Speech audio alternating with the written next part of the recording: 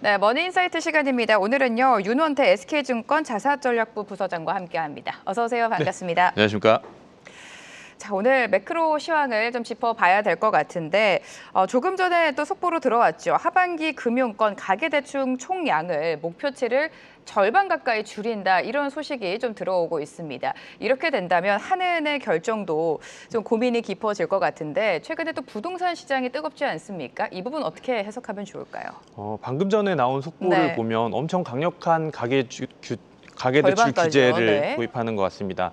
올해 연초에 금융위원회에서 가계대출을 총량을 한 60조 원 정도로 한도를 산정을 했었는데요. 그게 이제 6월 하반기부터 절반으로 줄인다고 했으니까 30조 원 정도 줄이는 거고, 그리고 월간 분기별로 관리를 하겠다고 했는데 그렇게 되면 월별로 한 3조 정도밖에 이제 대출이 못 나가는 겁니다. 지난달 기준으로 6조 원 정도가 대출이 나갔는데 네. 그에 반해서 절반 정도로 대출 한도가 규제가 되다 보니까 상당히 강력한 규제가 아닐까라고 생각을 하고 있고요. 거기에 대해서 이제 수도권에 대해서는 주담대 한도를 최대 6억 원까지밖에 한도를 주지 않겠다라고 했기 때문에 최근의 문제는 수도권 중심의 부동산 가격 상승이었다라면 그 부분을 잡기 위한 강력한 가계대출 규제안이 아니었나라고 생각을 하고 있고요. 두 번째로는 지금 이 부동산 가격 상승, 특히 수도권을 중심으로 한 부동산 가격 상승 때문에 기준금리 인하에 대해서도 상당히 걸림돌로 작용을 하고 있습니다. 지난 5월 금통위까지만 하더라도 금통위 이후에 올해 연간 성장률 목표 전망치를 0.8로 전망을 하면서 네. 하반기 남아있는 기준금리 인하에 대해서 2차례 정도 추가 인하할 수 있다라고 전망을 했었는데요. 그 부분이 갑자기 이제 5월, 6월 들어서면서부터 부동산 가격이 급등을 하면서 기준금리를 인하했을 경우에 부동산 가격 상승을 더 자극할 수 있기 때문에 8월 기준금리 인하에 대해서 인하를 못하는 거 아니야라고 시장에서는 우려를 하고 있는 바고요. 한국의 국고채 금리도 그래서 지금 올랐습니다. 네. 기준금리 인하의 기대감이 상당히 후퇴했다라고 볼 수가 있을 것 같은데, 저는 개인적으로는 지금 이 정도의 강력한 가계대출 규제 아니면 우선은 기준금리 인하는 단행할 필요가 있다라고 생각을 하고 있고요. 기준금리 인하와 단행과 함께 수도권 중심의 부동산 가격 상승이기 때문에 그 부분을 이번 대출과 같은 핀셋 정책으로 규제를 잡는 상승세를 막는 게 맞지 않을까라고 생각이 됩니다. 네, 지금 보니까요. 내일부터 수도권과 규제 지역의 주담대 한도를 6억 원으로 묶는 거고요. 하반기 공급이 50% 축소되는 좀 강력한 가계대출이 나왔습니다. 금리 인하는 좀 불가피할 것이다. 금리 인하가 좀 이어질 수도 있다라고 예상해 주셨는데 미국으로 가서 연준의 금리 동향까지 살펴보도록 하겠습니다. 지금 연내 2번 정도 금리 인하 시나리오가 나오고 있고 아예 금리 인하가 없을 것이다. 동결 시나리오도 나오고 있습니다. 좀 희비가 엇갈리고 있는 것 같은데 어떻게 예상하십니까? 지난주에 연준 FOMC가 있었죠. 네. 지난주 연준 FOMC에서 점도표로만 보면은 기준금리 인하에 대한 기대감이 조금 후퇴하는 것 같은 느낌이었었는데요. 금통위 이후로 다음 날에 이제 연준 이사 크리스토퍼 월러 이사가 7월 인하에 대한 필요성을 언급을 했고요. 이번 주에는 또 보우먼 이사가 인하에 대해서 손을 같이 들어줬습니다. 점차 이제 7월 인하에 대한 논의가 시작되고 있는 구간이다라고 생각이 되는데 크리스토퍼 월러나 아니면은 보우먼 이사 같은 경우에는 조금 정치적인 색깔을 드러냈다라고 저는 생각이 됩니다. 특히나 크리스토퍼 월러 이사는 지금 내년 연준 의장의 강력한 후보로 지금 거론이 되고 있고요. 보우먼 이사 같은 경우에도 올해 3월에 은행감독국 부의장으로 취임을 하면서 보우먼 같은 경우에는 원래는 엄청 강한 매파적인 성향의 사람이었었는데 아마도 은행감독국 부의장이 되면서 조금 비둘기파적인 성향으로 전향을 한 게 아닐까라고 저는 생각이 됩니다. 다만 이제 연준의 기준금리 인하와 관련돼서는 7월이냐 9월이냐에 대해서 논의가 시작된 바가 있는데 현실적으로는 9월 인하 가능성이 상당히 높은 것 같기는 합니다. 그런데 문제는 이제 7월 인하에 대해서 검토가 시작됐다라는 부분이 상당히 중요하다라고 생각을 하고 있고요. 이미 미국채 시장 금리는 10년물 기준으로 4.5를 보고 지금 4.25까지 내려온 상황이기 때문에 인하에 대한 거론과 함께 시장 금리는 강한 하락세를 맞을 수 있다라고 생각하고 있습니다. 네, 이런 가운데 파월 의장은 계속해서 데이터 기반에서 결정을 하겠다라는 입장을 고수하고 있고요. 아직 관세 협상도 끝나지가 않았습니다. 이번 FOMC를 보면 이 물가 전망을 조금 높이기도 했는데 물가에 대해서는 어떻게 예상하십니까? 물가가 지금 관세 이슈 때문에 상당히 불확실성이 큰 상황입니다. 네. 지난주 연준에서도 불확실성이 어느 정도는 줄어들었다라고 했지만 여전히 높은 수준의 불확실성을 가지고 있다라고 보고 있고 연준에서도 물가 전망치를 상향 조정을 했습니다.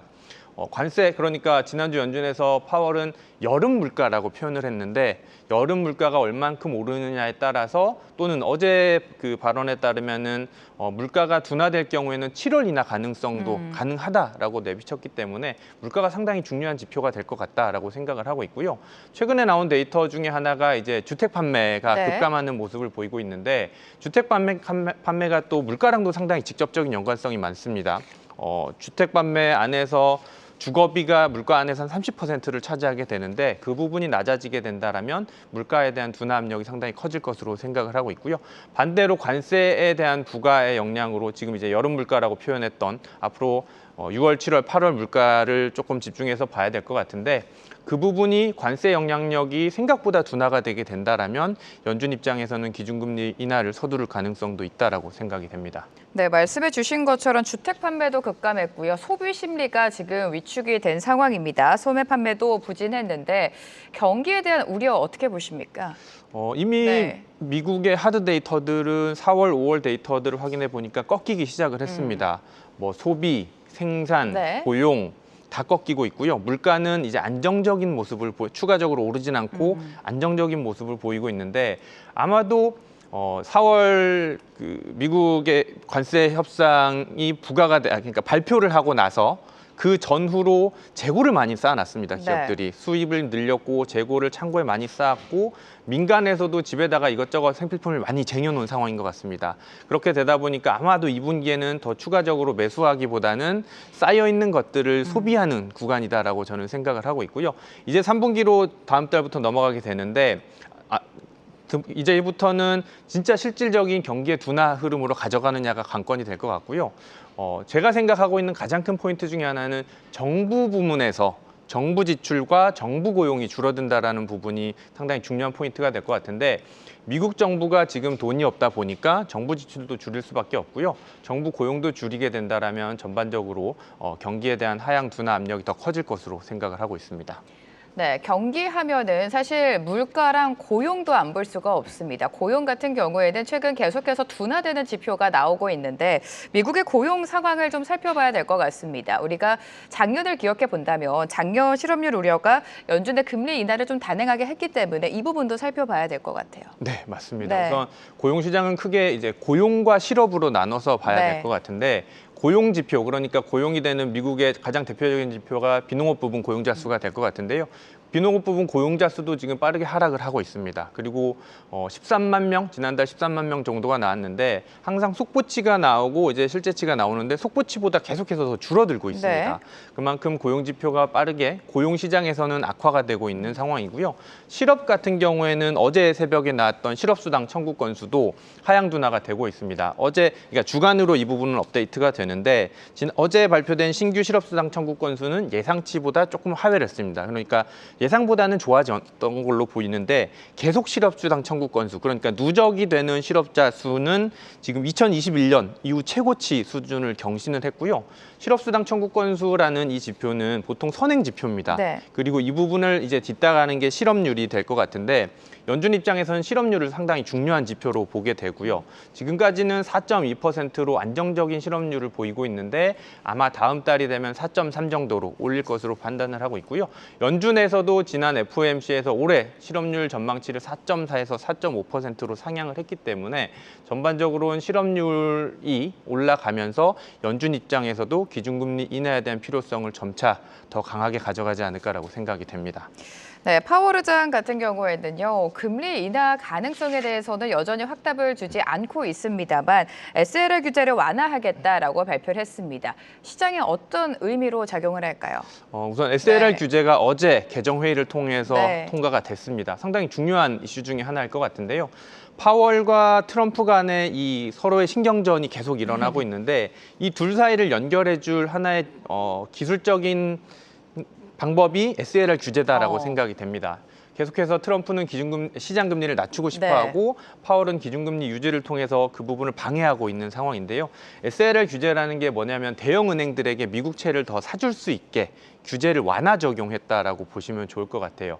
기존의 경우에는 SLR 규제가 6%로 적용이 되다 보니까 미국채를 사기에 상당히 부담스러운 여건이었었는데요. 6%를 이번에 3.5에서 4.5%로 완화 적용을 하겠다라고 밝혔습니다. 그렇기 때문에 대형 은행 입장에서는 미국채를 사기에는 조금 더 규제 완화가 됐다라고 보시면 좋을 것 같고요. 다만 조금 아쉬운 부분은 사실은 SLR 규제가 미국채에만 조금 완화 적용을 시켜줬으면 미국채를 사기에 더 좋은 환경이 됐을 것 같은데 그 부분이 아니라 모든 자산에 대해서 SLR 규제를 완화 적용을 했기 때문에 주식도 사도 되고요. 사실은 뭐 대출을 확대해도 되고 미국채를 사도 되는 상황이 돼버려서 생각했던 것보다 미국채에 미치는 영향력은 조금은 감소될 수 있다라고 생각을 하고 있고요. 제가 대략적으로 계산해 보니까 이번 제도 개편으로 인해서 미국채에만 적용을 해줬을 경우에는 미국채 10년물 기준으로 한 30에서 40bp 정도 낮출 수 있는 효과였다라면 이번에는 그냥 규제 전체 비율을 낮춰줬기 때문에 모든 자산을 다 추가적으로 매수할 수 있는 기회를 열어줘서 그 효과는 조금 더 상쇄되지 않을까라고 생각이 됩니다. SLR 규제 완화가 시장에 어떤 영향을 줄지까지 좀 자세하게 짚어주셨습니다. 오늘 윤원태 SK증권 자산전략부 부서장과 함께했습니다. 도움 말씀 감사합니다. 네, 감사합니다.